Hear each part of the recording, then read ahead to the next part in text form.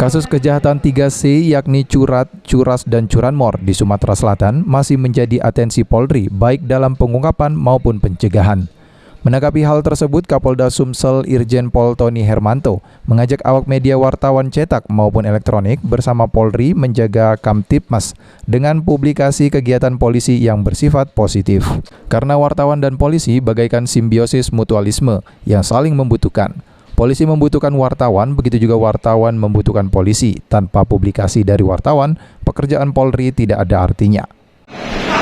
Solusinya tadi kita tidak pidanakan saja mereka yang masih juga melakukan itu. Dan kemudian tadi bisa aplikasi.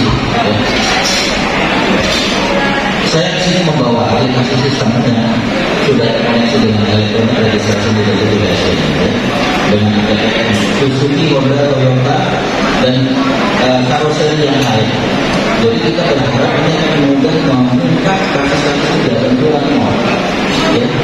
Sepanjang identitas kendaraan sebagian seluruh bisa ditimbulkan masuk dalam sistem, kita akan ketemu.